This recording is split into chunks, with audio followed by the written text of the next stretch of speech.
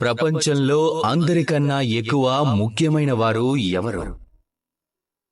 స్వయంగా మీరే. ఇది ఖచ్చితంగా మీకోసం. ఎందుకు? ఎందుకంటే మీరు జన్మించి మీ నేత్రాలు తెరిచి ప్రపంచంలోకొస్తారు. అప్పుడే మీరు ఈ ప్రపంచాన్ని చూడగలరు, అనుభవించగలరు. ఇక్కడి భావాలను, ఇక్కడి వ్యక్తులను అప్పుడే అనుభవించగలరు. ఒకవేళ మీరు లేకపోతే ఈ ప్రపంచం యొక్క ఉనికి మీకు శూన్యం కదా. మీరు లేకపోతే ఈ ప్రపంచం మీకోసం లేనట్టే కదా. కానీ ప్రజలంటారు ఈ విషయం అయితే నిజమే అని. వారి ప్రకారం అయితే నేను స్వార్థపరుణ్ణి కావాలి కదా, అహంకారం ఉండాలి. ఎందుకంటే నా కోసం నేనే అన్నీను. ఆలోచించే ఈ దారిని మార్చి చూడండి.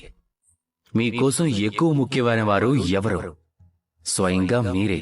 ఆ వ్యక్తి ఎలా ఉండాలని కోరుకుంటున్నారు? ఆలోచించి చూడండి. ఎల్లప్పుడూ అందరికీ సహాయం చేయండి. అందరూ కలిసి శ్రమించండి. ఒకరికొకరు సహాయం చేసుకోండి.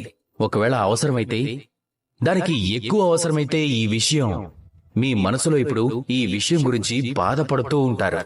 నేను నా ప్రియమైన వారిని లేదా నా సహచరులను కోల్పోతానేమోనని.